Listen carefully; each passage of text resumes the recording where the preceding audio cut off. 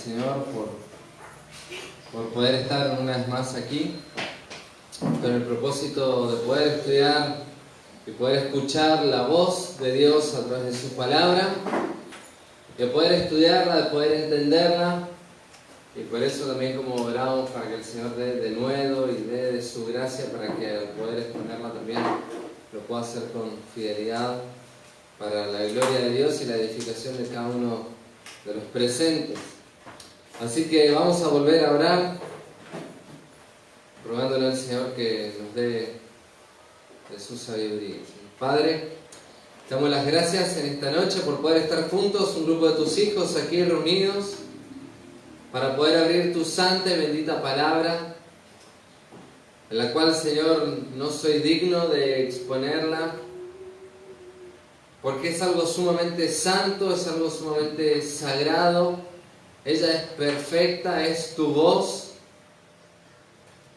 Y, Señor, verdaderamente, ¿quién soy yo para poder tratar de entender y exponerlo?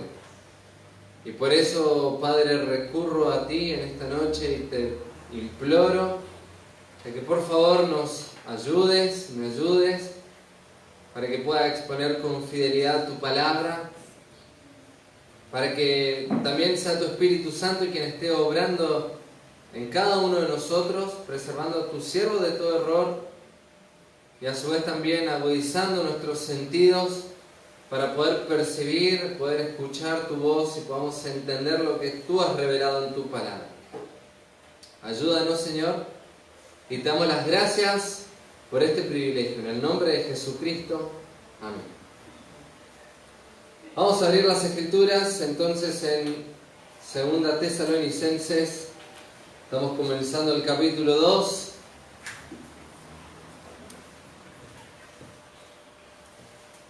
Y una de las cosas fundamentales que tenemos que entender, como ya lo hemos expresado en otras oportunidades, es que Pablo nuevamente tiene que volver a corregir, porque estos hermanos estaban sumamente preocupados por las persecuciones que estaban viniendo, pero no solamente en sí por la persecución y las tribulaciones, sino principalmente porque había falsos maestros que estaban diciendo que el día del Señor ya estaba sobre ellos.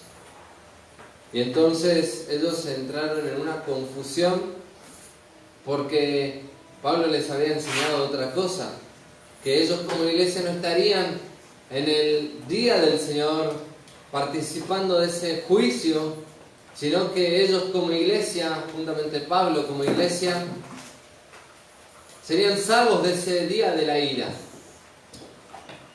Ahora vamos a leer el texto. Hoy es la primera parte del mensaje, vamos a leerlo, vamos a estudiarlo hasta el versículo 5, pero vamos a leer completo hasta el 12 para poder tener la idea general. Dice 2 Tesalonicenses 2:1: pero con respecto a la venida de nuestro Señor Jesucristo y nuestra reunión con Él, os rogamos, hermanos, que no os dejéis mover fácilmente vuestro modo de pensar. Ni os conturbéis, ni por espíritu, ni por palabra, ni por carta como si fuera nuestra, en el sentido de que el día del Señor está cerca.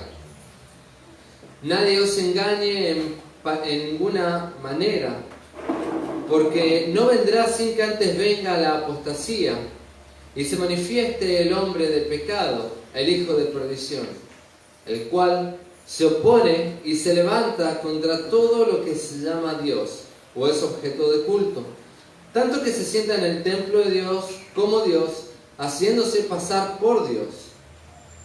¿No os acordáis que cuando yo estaba todavía con vosotros os decía esto? Y ahora vosotros sabéis lo que lo detiene, a fin de que a su debido tiempo se manifieste. Porque ya está en acción el misterio de la iniquidad, solo que hay quien al presente lo detiene, hasta que él a su vez se ha quitado de en medio. Y entonces se manifestará aquel inicuo, a quien el Señor matará con el espíritu de su boca y destruirá con el resplandor de su venida. Inicuo, cuyo advenimiento es por obra de Satanás, con gran poder y señales y prodigios mentirosos, y con todo engaño de iniquidad para los que se pierden, por cuanto no recibieron el amor de la verdad para ser salvos. Por esto Dios les envía un poder engañoso para que crean la mentira, a fin de que sean condenados todos los que no creyeron a la verdad, sino que se complacieron en la injusticia. Acá hay un personaje que es principal para poder interpretar de manera correcta este texto, y es aquel inicuo o hombre de pecado que le llama ahí Pablo, y que dice Pablo aún no se ha manifestado él. Por lo tanto, si no se ha manifestado aquel inicuo, todavía no estamos en el día del Señor. Ahora, a lo largo de la historia de la humanidad se han levantado grandes hombres malvados que han escarnecido al pueblo de Dios, y también muchos otros que han maltratado, perseguido y hasta dado muerte también a los cristianos. Es decir, cuando me refiero al pueblo de Dios hablo de los judíos y también a los cristianos. Ahora, en las Escrituras va a haber un personaje el cual es irrepetible.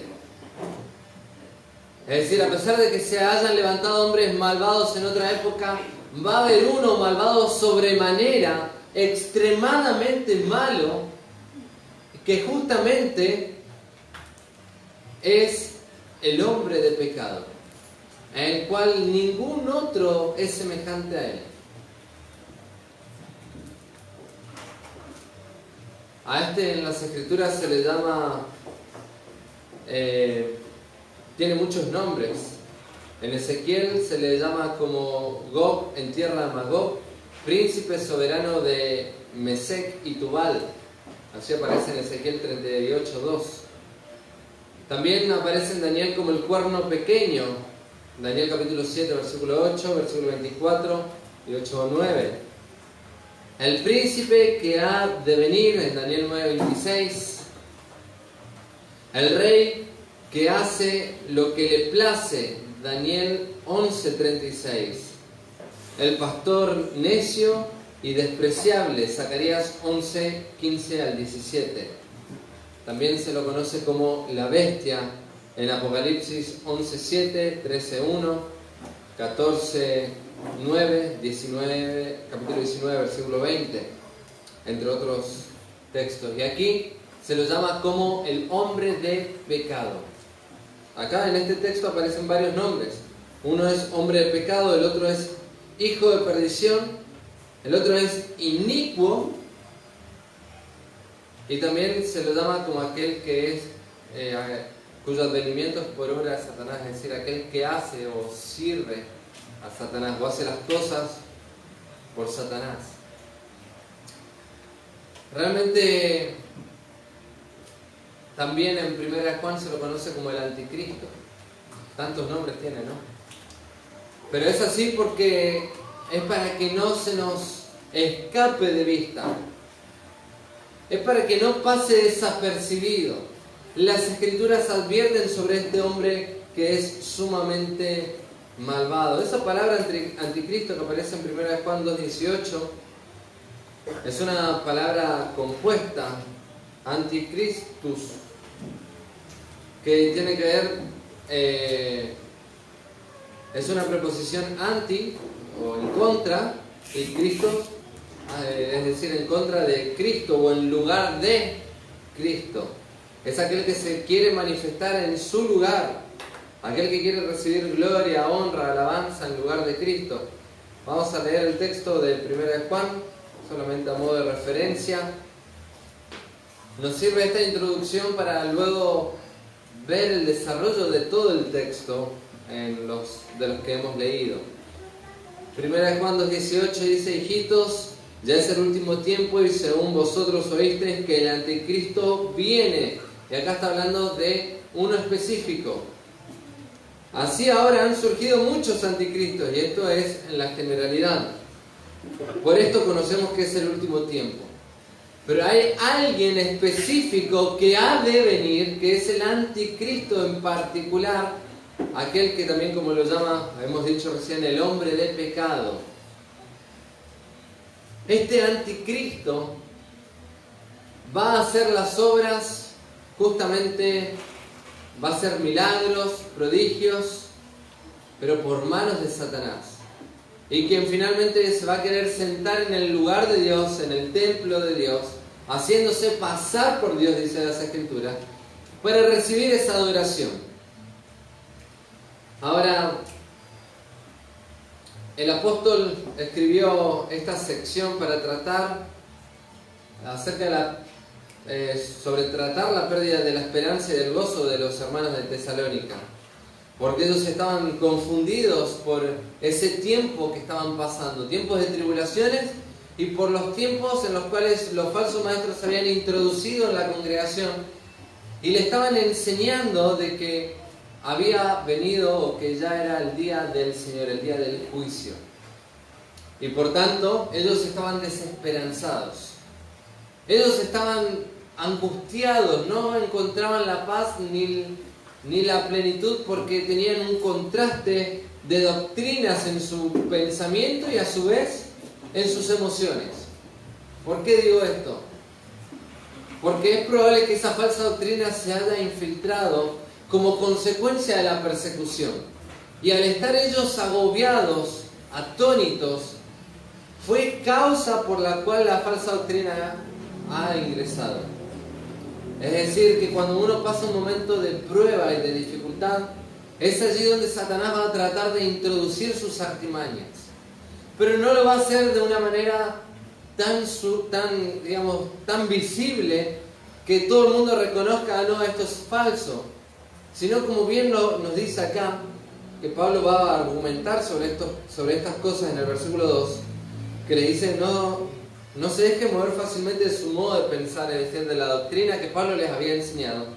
Y fíjense cómo fue esto, ni por espíritu, ni por palabra, ni por carta como si fuera nuestra. Es decir, presentaron todos los argumentos apostólicos, espirituales, y aún en cuanto a la predicación, para tratar de engañar a estos hermanos.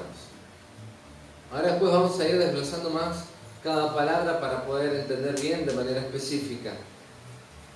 Pero es así como actúa el enemigo. Y en este caso introdujo falsas cartas, es decir, tratando de haciéndolas pasar como si fuesen de Pablo. Pero sin embargo él en esta carta justamente pone su firma, pone su sello, diciendo de que él era quien estaba escribiendo y que todas sus cartas tienen esta misma firma, este mismo sello, y que no se dejen mover fácilmente. Ahora, sobre este tema él ya había hablado sobre el arrebatamiento. Él había explicado de manera minuciosa, ¿sí?, cómo el creyente tiene esperanza, del cual el creyente no va a pasar por el día de la ira, porque ha sido salvado, y justamente antes de que ocurra eso va a ser el arrebatamiento de la iglesia. Primera Tesalonicenses 4, versículos 13 al 18 es lo que Pablo trata en su primera epístola. Y también había dado las instrucciones explícitas acerca del día del Señor en el capítulo 5 de Primera Tesalonicenses, que ya lo hemos estudiado. Aún así, pocos meses después de haber recibido esta carta, Pablo tiene que volver a escribir, que es esta segunda carta en la cual escribe, porque estos estaban confundidos. Estos creyentes, y probablemente nuevos hermanos inclusive, estén confundidos por ese doble mensaje, esa dualidad entre los que quizás escucharon a Pablo y creían una cosa, y entre los otros que eran falsos maestros que estaban en medio de la iglesia. Ellos habían temido de haberse perdido el arrebatamiento y de estar en el día del Señor. Sabían que el día del Señor era un día de juicio, era el juicio final de Dios sobre el mundo pecaminoso. Entonces,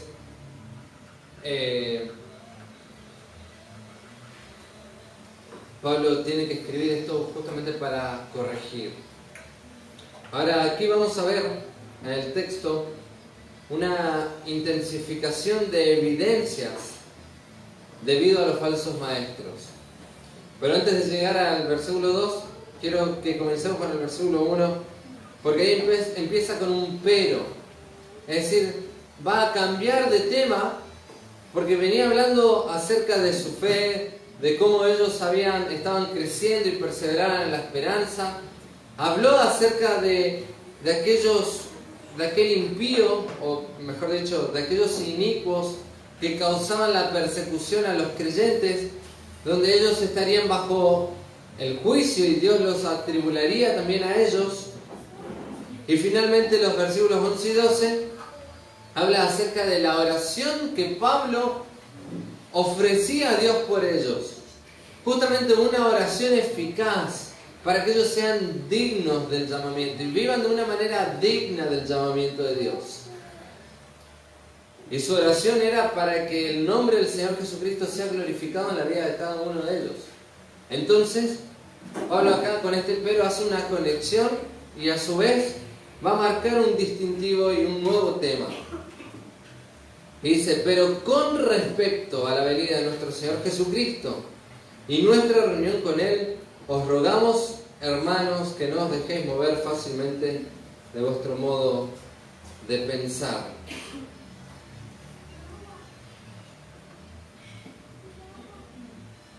Al parecer, aún la corrección de la primera epístola no había sido suficiente.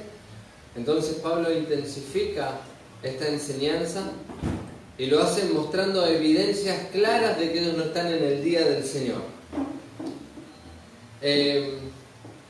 Es evidente también que ellos fueron asaltados por los falsos maestros, por el engaño y por la confusión.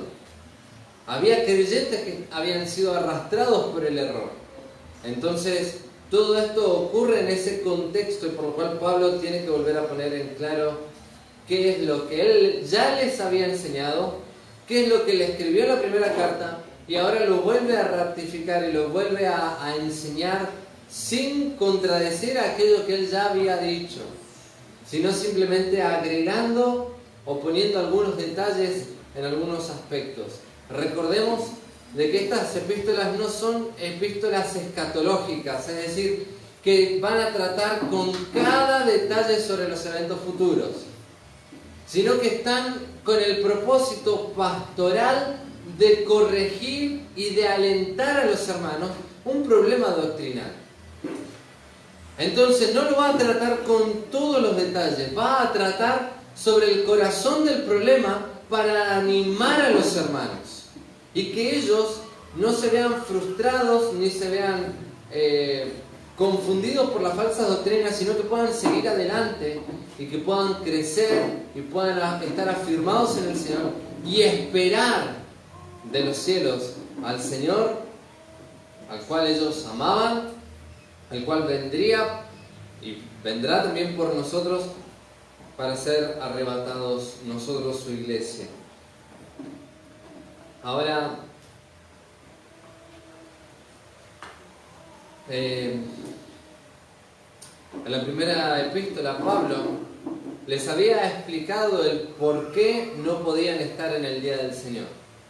Vamos a leer capítulo 5, 1 Tesalonicenses, versículos 4 al 9.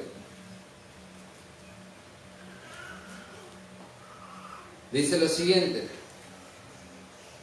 1 Tesalonicenses 5, versículo 4 al 9. Mas vosotros, hermanos, no estáis en tinieblas para que aquel día os sorprenda como ladrón.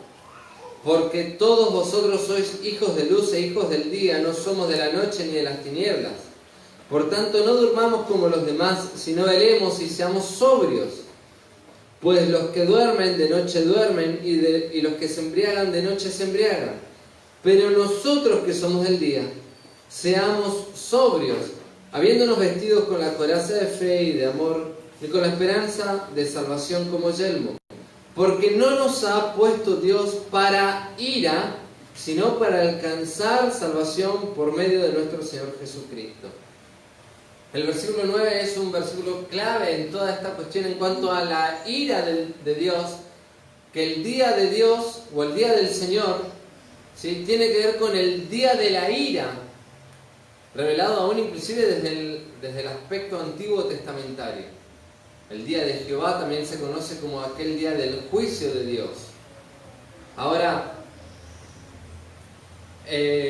decíamos entonces que acá va a marcar una transición justamente para dar algunas evidencias claras, ¿sí? En primer lugar, acá recordamos lo que nos decía la primera epístola. Ellos no habían sido puestos para la ira, para ese día de ira. Porque ahora nosotros que somos creyentes somos hijos de luz. ¿Sí? Hemos sido salvados de ese día de tormento y condenación. Ahora,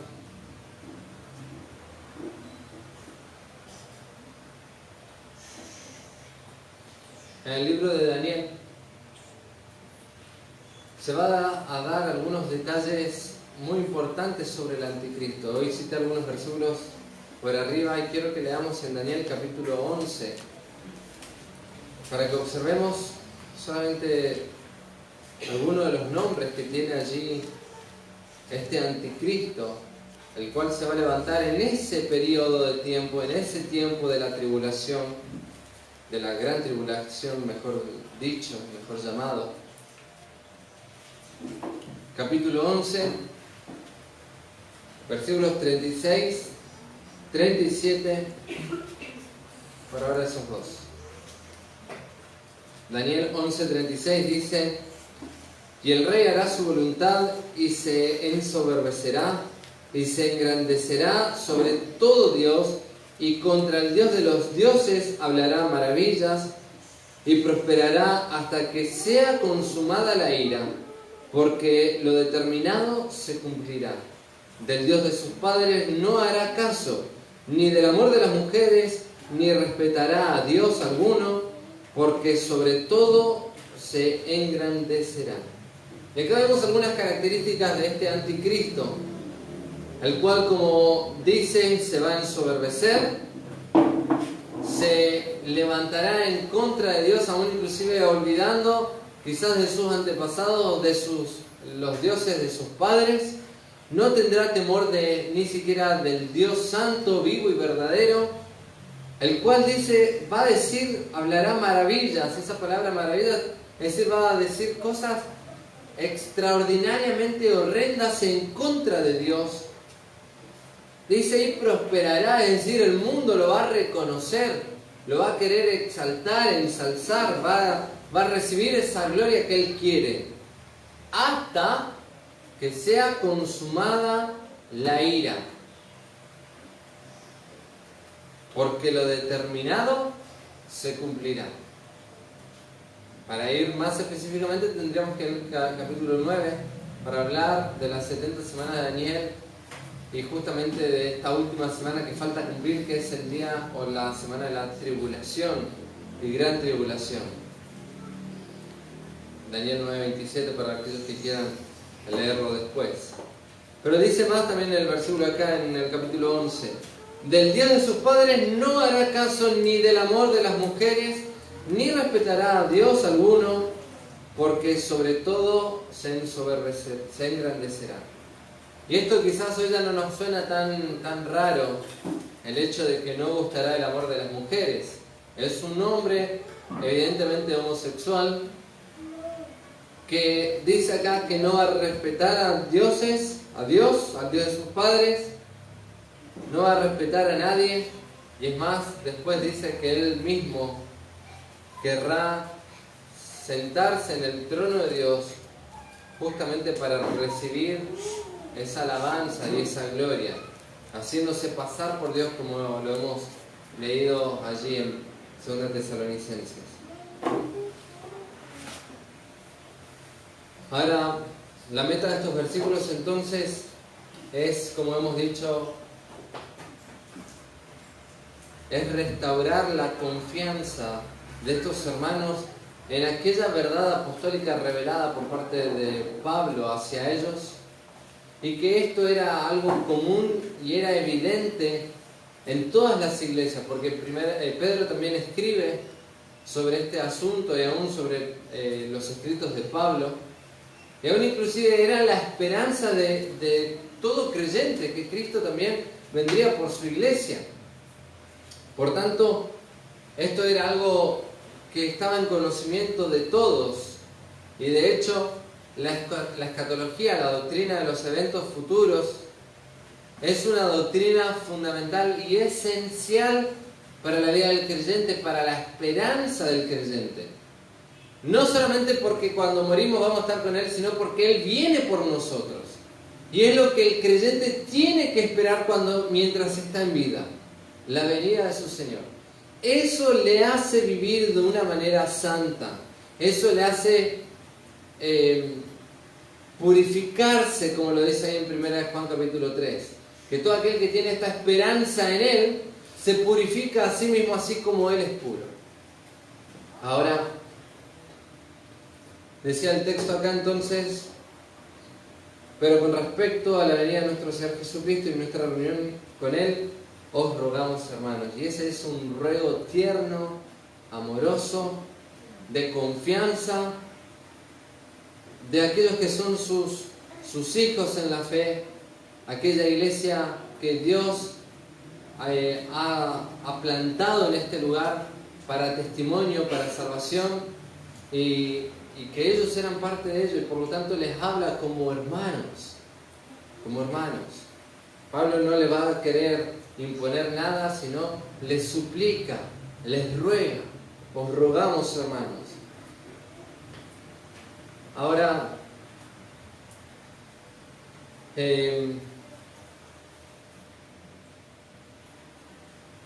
la lucha se dio porque estaban confundidos con respecto a la venida del Señor Jesucristo y la reunión de los santos o de los creyentes con Él. Fíjense, el texto lo dice: pero con respecto a la venida de nuestro Señor Jesucristo y nuestra reunión con Él, os rogamos, hermanos, que no os dejéis mover fácilmente vuestro modo de pensar. Quiero leer algo quizás un poquito técnico que lo describe MacArthur en cuanto a cómo está compuesta esta oración.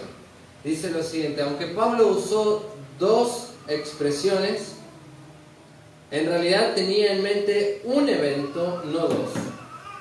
La sintaxis griega usa solo un artículo para dos sustantivos, dejando claro que se están considerando dos elementos complementarios de un solo acontecimiento.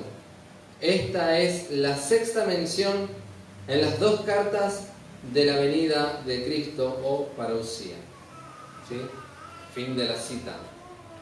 Quería leer esto porque acá expone bien claro que es un solo evento, pero que Pablo utiliza en este artículo, o sea, un artículo con dos sustantivos, justamente para evidenciar esos dos elementos. Y fíjense, está bien claro en el texto traducido en nuestro idioma: con respecto a la venida de nuestro Señor Jesucristo y nuestra reunión con Él.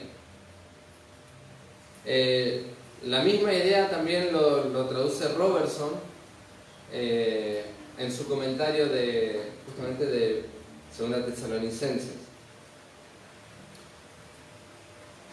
Ahora, esta palabra parousia, que ya la hemos citado varias veces a lo largo de la primera epístola y ahora también, significa venida o aparición de nuestro Señor Jesucristo, la venida de nuestro Señor Jesucristo. Pablo se centró específicamente en el primer acontecimiento, la reunión de los creyentes con Él en el arrebatamiento en 1 Tesalonicenses, capítulo 4. Ahí habló específicamente de este asunto, de nuestra reunión con Él. Y dice que no os dejéis mover fácilmente de vuestro modo de pensar.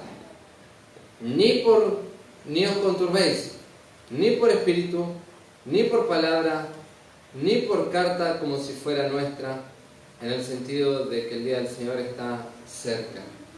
Entonces aquí en el versículo 2, Pablo expresó su preocupación de que los tesalonicenses no se dejaran mover fácilmente de su modo de pensar o de aquella construcción doctrinal que ya tenían, que Pablo mismo les había enseñado. Dice, ni os conturbéis, es decir, no pongan en juicio, no duden, ni por espíritu, ni por palabra, ni por carta, como si fuera nuestra. Es decir, de Pablo o de sus colaboradores, Timoteo o Silas, compañeros del ministerio. Justamente en el sentido, Pablo dice de que la venida del Señor está cerca. Esa palabra espíritu probablemente se refiere a aquellos falsos maestros, aquellos falsos profetas que supuestamente recibieron una revelación divina para dar tal acontecimiento, para mencionar. Es decir, acuérdense que el canon todavía no estaba cerrado, es más, se cree que esta es una de las primeras epístolas que Pablo escribe. Por tanto, no estaba toda la revelación y estaba en acción un don, que era el don de profecía. ¿Sí? Por lo tanto, ellos decían, algunos se levantaban en medio de la congregación y decían que Dios le había revelado este hecho, de que ya estaban en el día del Señor. Pero eso no congeniaba con toda la doctrina que ya se le venía enseñando apostólicamente y que Pablo mismo inclusive la enseña. Vamos a citar un texto también ahí en 1 de Juan, capítulo 4, versículos del 1 al 3.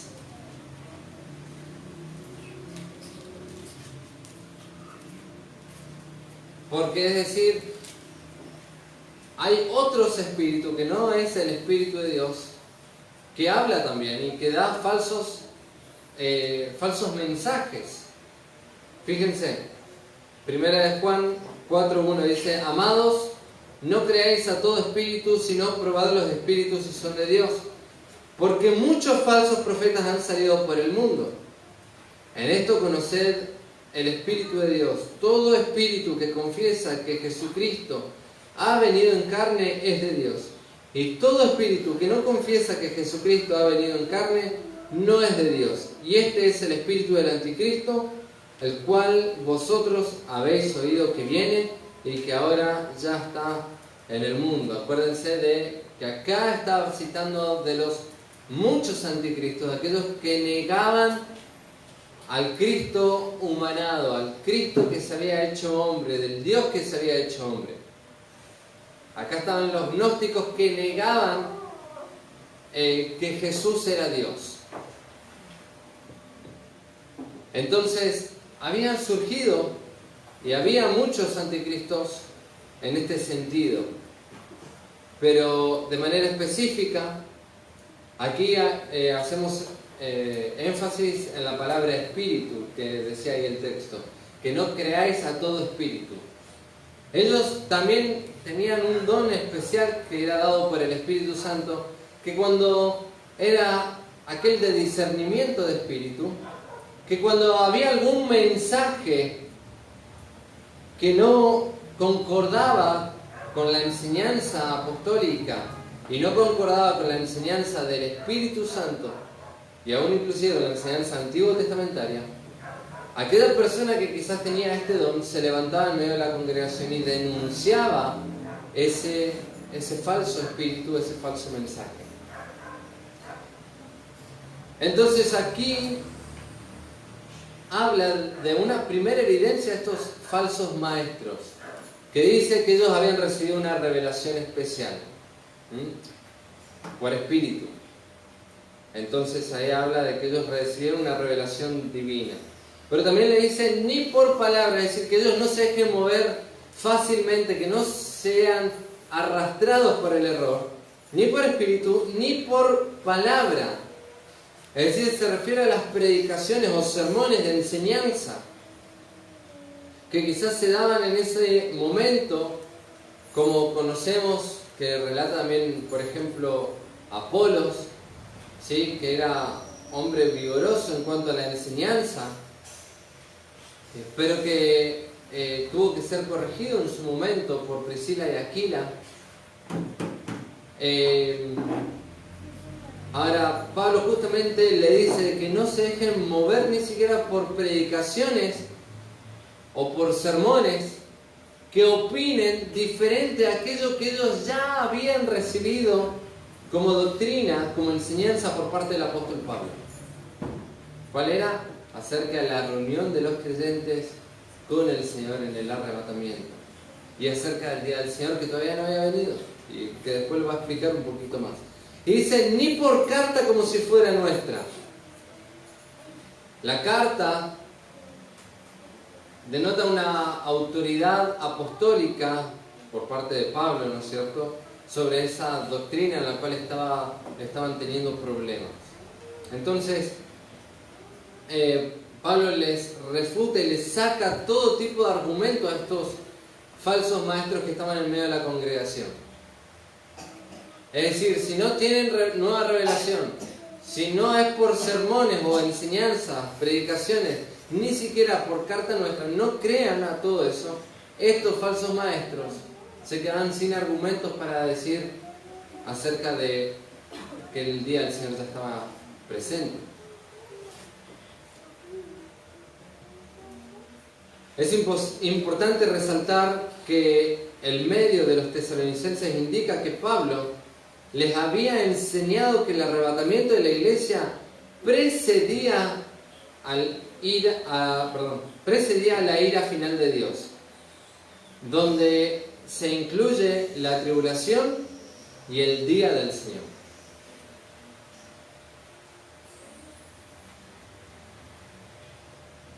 Es decir, el arrebatamiento es antes de la tribulación y del día del Señor.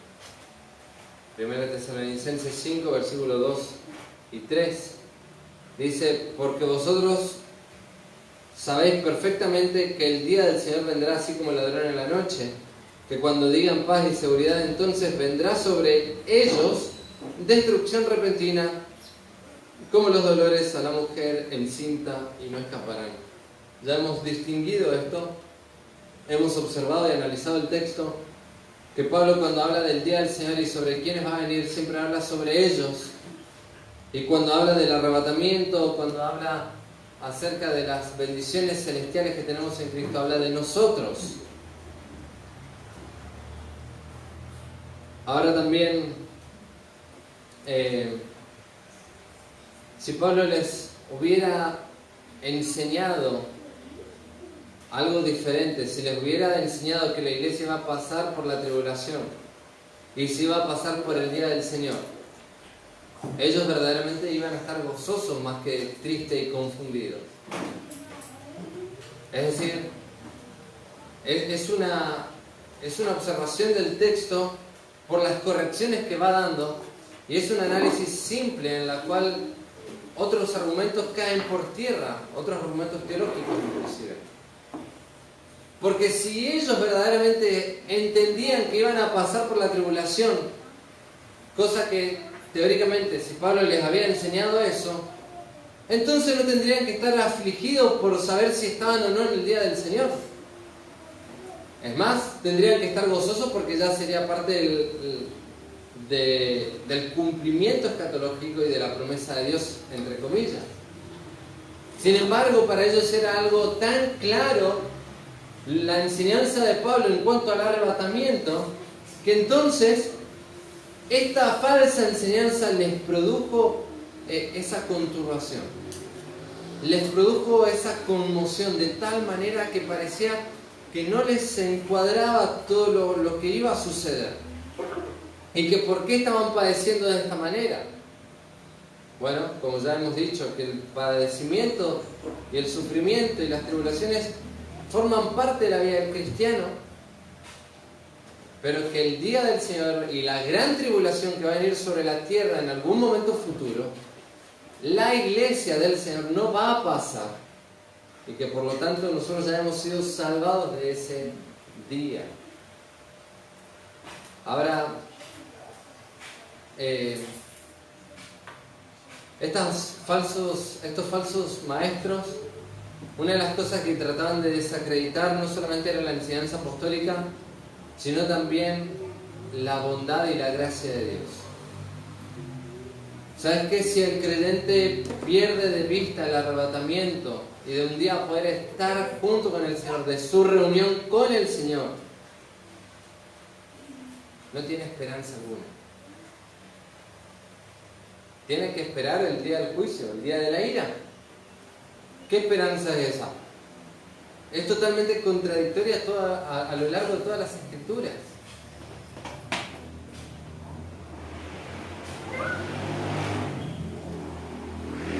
Ahora,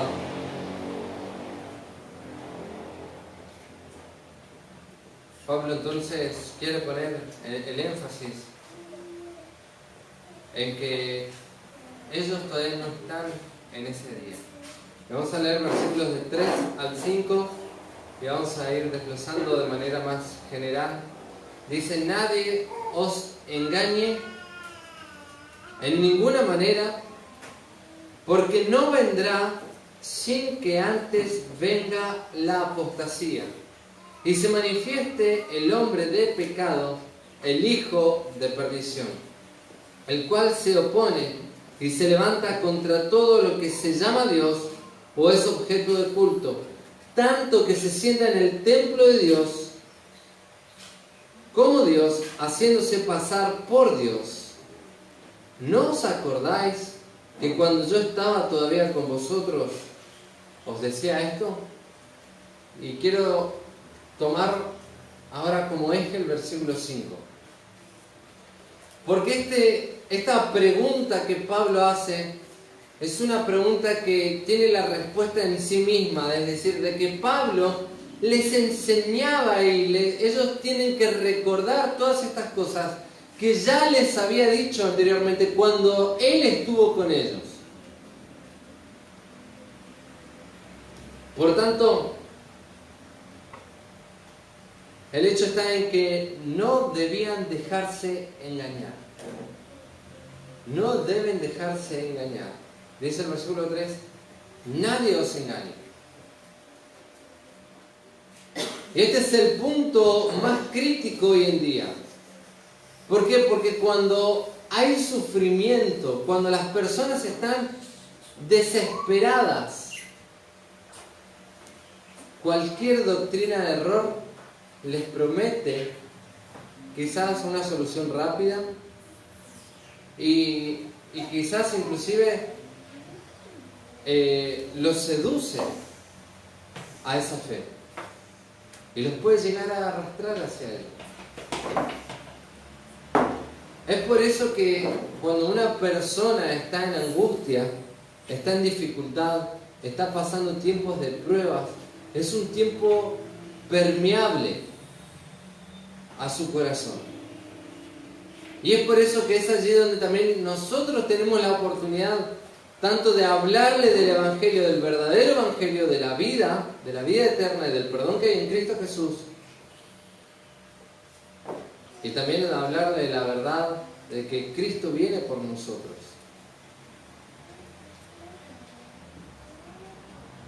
Y de aquellos hermanos que quizás están pasando por tiempo de prueba, para fortalecerlos y animarlos, para que en ese tiempo de angustia no sean arrastrados por el error.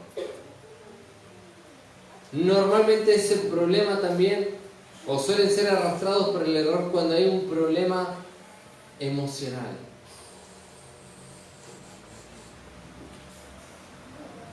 Ahora, el engaño es algo muy particular de Satanás. Dice en 2 Corintios capítulo 11 de que Satanás se disfraza como ángel de luz, justamente para presentar sus artimañas, y como está disfrazado, seduce a las almas para arrastrarlas y llevarlas. Para evitar ser engañados. Justamente Pablo dice que ya no debemos ser llevados por todo viento de doctrina. Efesios 4:4 habla de que debemos estar firmes, o 4:14, que debemos estar firmes, debemos estar arraigados en la palabra, no ser arrastrados ni llevados por todo viento de doctrina, sino que debemos estar afirmados en la verdad de la palabra, para no ser niños fluctuantes. Debemos estar alertas con respecto a aquellos que quieren adulterar la palabra de Dios. Hay muchos hoy en día que adulteran, transforman, cambian, tergiversan las Escrituras. Engañan los corazones ingenuos para llevarlos al error y a la perdición. Ahora dice ahí, nadie os engañe. Esa palabra engañe es exapatao en el griego. Y tiene que ver con, es una palabra compuesta. La palabra patao significa engañar o engañar completamente o hacer creer. Es decir, acá Pablo le pone un énfasis a que ninguno lo arrastre por el error, por el engaño. Que ninguno le haga hacer creer la mentira. Pablo también usó una doble negación allí, donde dice justamente no permitan que nadie por ningún medio, ningún método los lleve por algún camino de error o del mal. ¿Sí? Fíjense ahí el texto. Nadie os engañe en ninguna manera. Son dos negaciones. Ahora también Pablo quiere que los creyentes se afirmen en las Escrituras, en aquello que él ya les había enseñado, y por eso les recuerda. Por eso dice el versículo 5, ¿no os acordáis? Es decir, que ellos tienen que ser capaces de traer a la memoria aquello que ya aquello que ya les había enseñado. Dicho sea de paso, este es un ejercicio sumamente importante para no olvidarnos del fundamento de nuestra fe.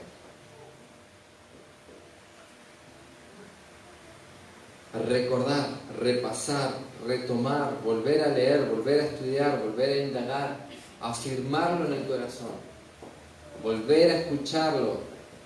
El tomar nota hace muy bien justamente para esto, para que uno pueda volver a leer y pueda volver a asimilar los conceptos fundamentales de lo que se ha estado exponiendo y enseñando.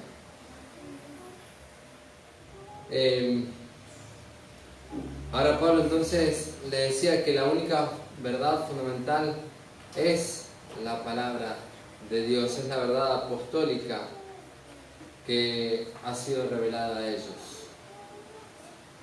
Ahora dice, nadie os engañe en ninguna manera, porque no vendrá sin que antes venga la apostasía y se manifieste el hombre de pecado, el hijo de perdición,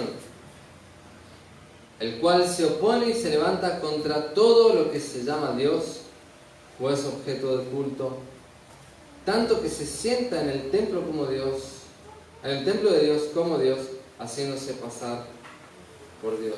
¿No os acordáis que cuando yo estaba con vosotros os decía esto? Volvemos a señalar esta palabra, este versículo 5 como versículo clave para poder interpretar esto, para poder entender lo que Pablo ya les decía anteriormente. Esa palabra decía es aquello que Pablo ya le había señalado con anticipación, aquello que él ya les había expuesto, aquella enseñanza que les dio mientras él estuvo con ellos. Esa enseñanza en cuanto a los eventos futuros, y como hemos dicho, es una verdad fundamental en la vida del cristiano, y que Pablo ya les había reiterado en la primera epístola y ahora les tiene que volver a reiterar.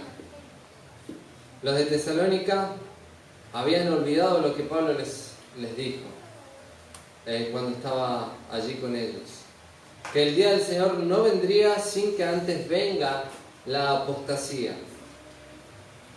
De todos los precursores del día del Señor, esta palabra que Pablo utiliza es la seleccionada, la escogida por él, y de hecho por el Espíritu Santo, para poner en claro algo que iba a ocurrir como un evento fundamental para el día del Señor.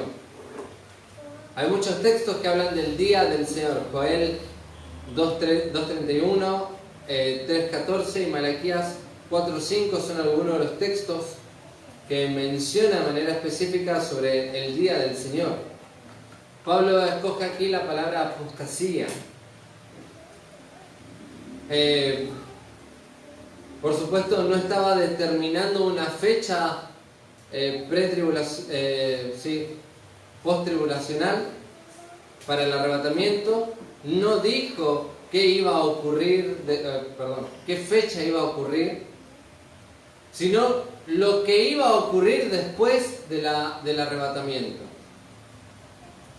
Y justamente lo que se iba a experimentar en esos momentos iba a ser la apostasía. La manifestación del hombre de pecado. Dice el texto. Nadie os engañe en ninguna manera, porque no vendrá sin que antes venga la apostasía. Un artículo definido, ¿sí?, sobre algo específico, y en este caso es una persona quien va a ser el apóstata también. Es decir, la apostasía precedería al día del Señor. Vuelvo a repetir esto, que la apostasía va a preceder a ese día del Señor, día de juicio. Esa apostasía de manera específica se va a dar en este hombre de pecado. La palabra apostasía literalmente significa revuelta o rebelión, volver atrás. ¿Sí? Alguien que se rebela concretamente y se opone.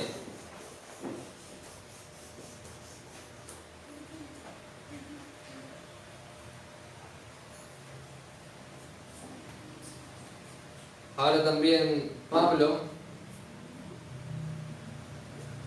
no tenía en mente esa tendencia apóstata en la cual quizás muchas veces hay ciertas olas, por así decirlo, que una serie de personas son arrastradas hacia el error, es decir, que apostatan de su fe o de sus creencias y abandonan cierta fe para aferrarse a otra.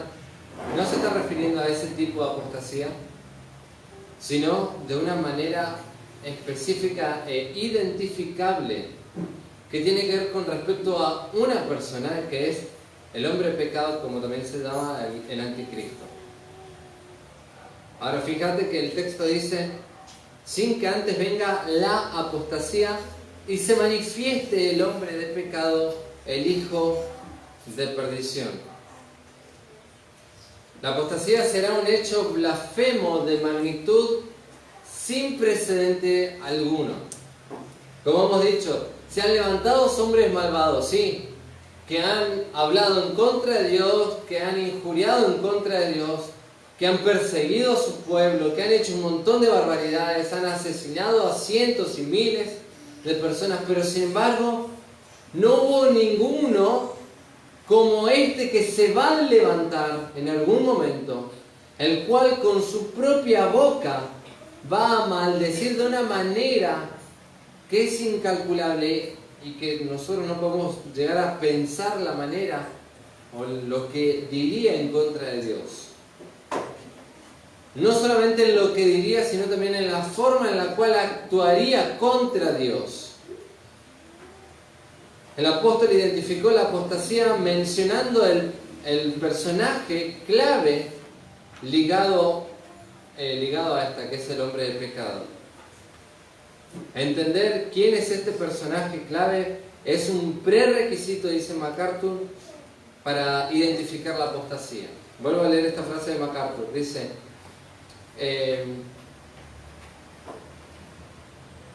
entender quién es este personaje clave es un prerequisito para identificar la apostasía.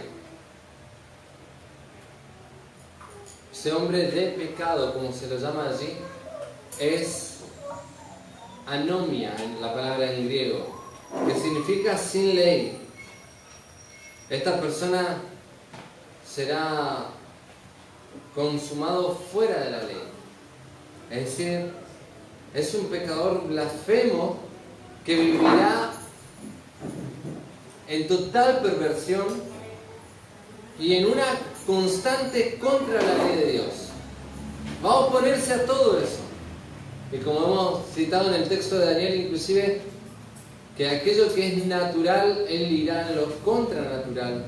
Este hombre también será justamente homosexual. No gustará el amor de las mujeres, dice el texto en Daniel 11. Ahora, dice acá el versículo, y se manifieste el hombre de pecado. Esa palabra manifieste señala un tiempo definido porque está en un auristo. Los que saben de griego conocen un poquito más de este tema. Y justamente la palabra o el tiempo normal auristo indica un tiempo definido en que aparecerá este personaje y en el cual va a estar durante un tiempo ministrando o haciendo sus quehaceres, engañando y blasfemando y andando contra Dios. Implica que era conocido y que estaba presente con anterioridad, pero su acto de apostasía revelará su identidad verdaderamente malvada. Dejará todas las presentaciones y su maldad antes oculta se revelará por completo. Es decir, cuando él apostate, primeramente se va a vestir de cierta piedad, va a ser reconocido y visto por todos como una buena persona, un gran hombre, y que de repente, cuando apostate, se va a deslumbrar, va a negar todo aquello anterior para volverse contra Dios y contra toda la ley de Dios y contra todos los principios de Dios y contra su mismo pueblo. Este hombre de pecado no puede ser literalmente Satanás, sino alguien que está dirigido por él. Como bien también se llama en los eventos, o mejor dicho, así como Dios es triuno, Satanás trata de copiar esta trinomía, que es la trinomía satánica, ¿sí? Donde va a estar el hombre de pecado, el anticristo, ¿sí? Y el falso profeta y Satanás. Ahora, también va a tratar de actuar de esta manera para engañar a muchos. Y justamente ese es su fin, ese es el propósito, salir a engañar.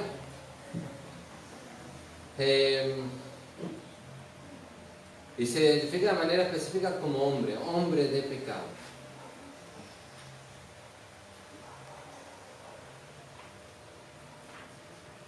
Ahora también esta palabra hombre de pecado, y también se lo llama hijo de perdición. Esa expresión hijo de es un hebraico muy antiguo, donde se denomina que el que es hijo tiene la misma naturaleza que su padre, quien lo ha engendrado. ¿Se entiende? Por eso cuando Jesús, él decía que era hijo de Dios, él estaba diciendo que él tiene la misma naturaleza de Dios y por eso le quisieron apedrear. Ahora, este es hijo de perdición. Es aquel que tiene la misma naturaleza perdida y bajo esa condenación, la cual ya está destinado a Satanás y todos sus demonios, y aún este hombre como hijo de perdición. Es aquel que comparte esto. Ahora, perdición de todo lo relacionado con el anticristo estará tan entregado a la perdición de todo lo relacionado con el propósito y el plan de Dios, que podría llamarse la personificación de la perdición. Sin embargo, Él pertenece a ello, Él pertenece a esa perdición, a esa ruina. Perdición no es aniquilación como algunos quieren traducirlo. Algunos que tergiversan las escrituras dicen que perdición es igual a aniquilación, y no es el mismo, no significa eso. Significa ruina, es un lugar de castigo final.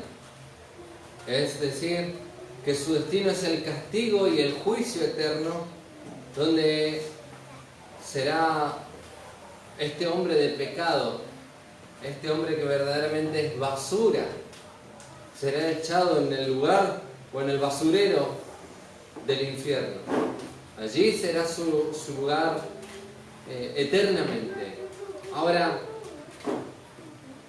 haciendo un breve paréntesis, hijo de perdición aparece solamente 2 veces en las Escrituras. Una es en cuanto a este personaje futuro, escatológico, que se va a levantar en contra de Dios. Y el otro que aparece anteriormente es de Judas Iscariote, quien también se lo llama como hijo de perdición, y quien también verdaderamente se ha levantado contra el Cristo. Judas estuvo en la misma presencia del Señor, gozó de la palabra de Dios, gozó del verbo hecho carne,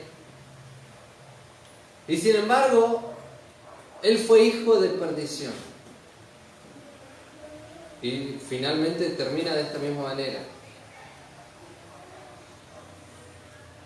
Ahora, es aquel que nació para perderse. Eso es lo que el Señor también lo dice en Juan 13:2, ¿no es cierto?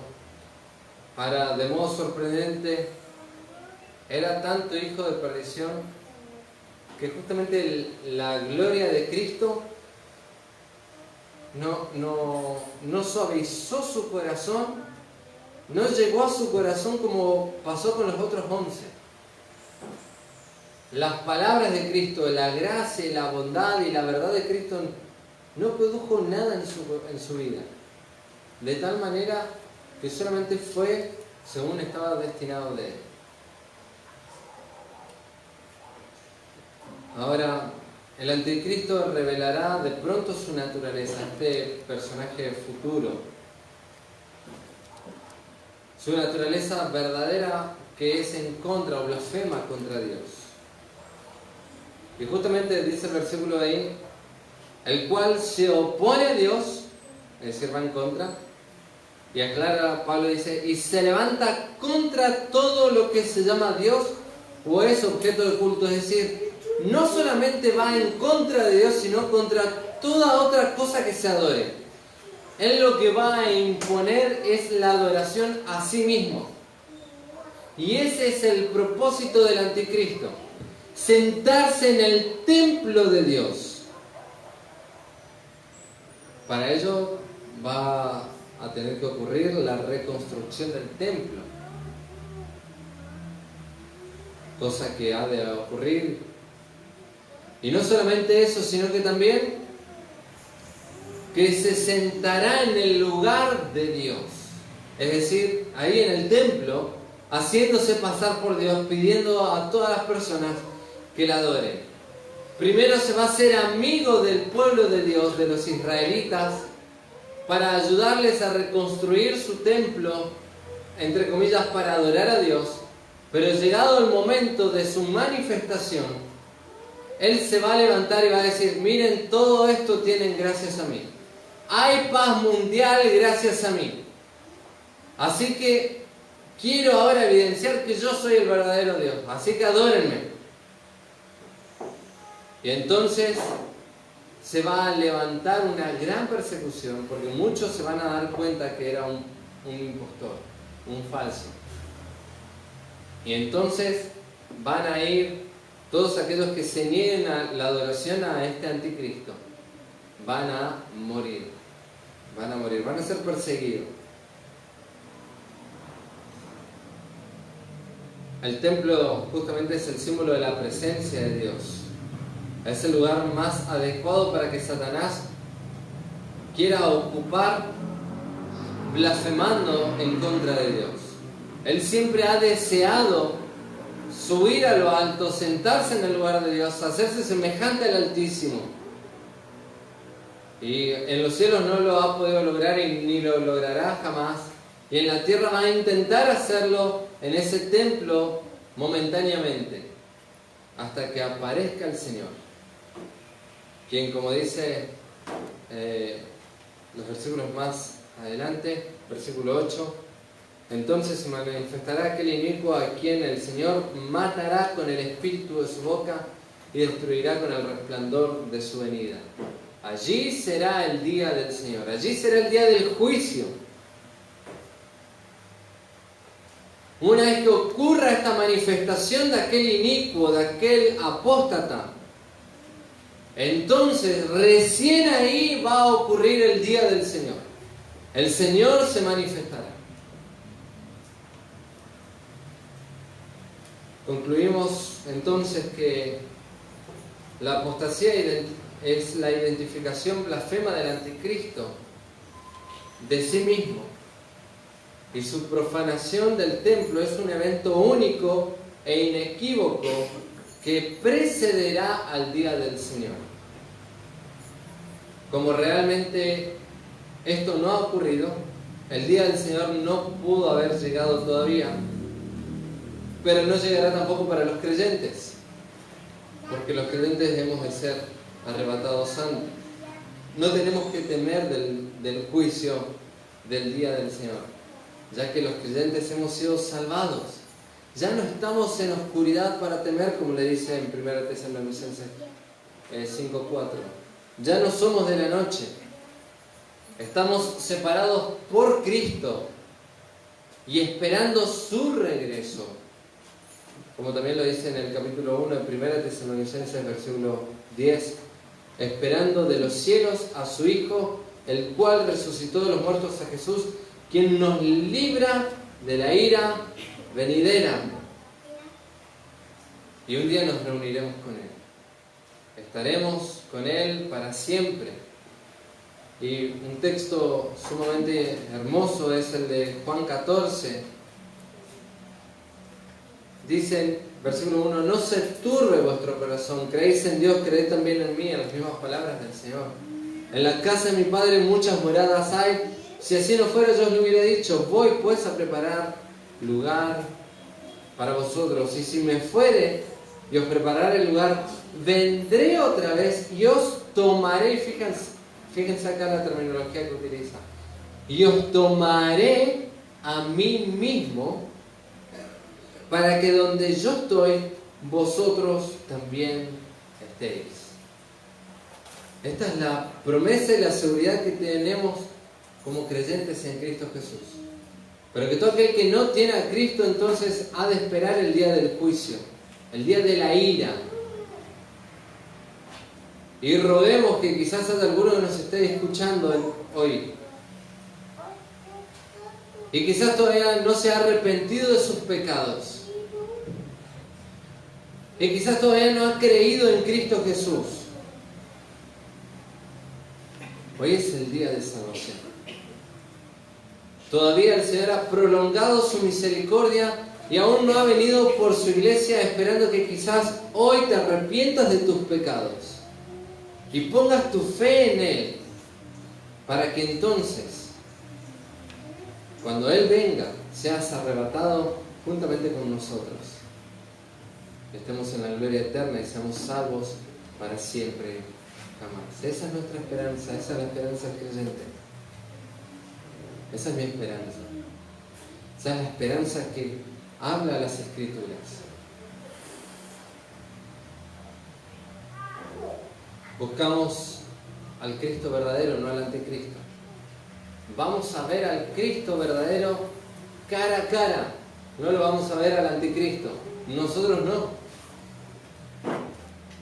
Solo quienes son olvidadizos o están engañados, se arriesgan a perder la esperanza confiada y el gozo expectante del regreso de Cristo antes del día del Señor. Si hay alguno que quizás está esperando el día del Señor antes del arrebatamiento, esa persona no tiene esperanza. Pero nosotros que esperamos el arrebatamiento y que después va a ser el día del Señor, el día del juicio, la gran tribulación y la manifestación del Señor Jesucristo con juicio y con vara de hierro, entonces nosotros sí tenemos esperanza, y esperanza eterna, de gloria eterna. Por tanto, queridos hermanos, el Señor fortalezca nuestros corazones a través de esta escritura para hacernos ver de que la confianza que tenían estos primeros hermanos, esa esperanza que los hemos citado en los primeros versículos, versículo 3, esa esperanza en la cual ellos estaban siendo fortalecidos, así también nosotros podamos crecer y fortalecernos en el Señor. Amén. Vamos a orar. Padre, gracias por tu palabra. Gracias por enseñarnos esto tan hermoso, esta esperanza bienaventurada que tenemos todos los creyentes en Cristo Jesús, los cuales también anhelamos su pronta venida por nosotros. Y decimos, como también el apóstol dice ahí en Corintios, Maranata, ven Señor, ven por tu iglesia, porque queremos estar un día con Él y poder contemplarlo cara a cara, porque también ese mismo día que Él venga por nosotros seremos arrebatados y este cuerpo de nuestra humillación será transformado en la semejanza de la gloria suya, donde verdaderamente esto es la manifestación completa de tu gracia para la alabanza de la gloria de tu gracia, oh Dios. Gracias, Señor. Gracias por habernos rescatado de la condenación eterna y por habernos dado esta esperanza. Y por eso decimos también, junto con el Espíritu, ven Señor Jesús. En el nombre del Señor Jesucristo pedimos esto y oramos. Amén.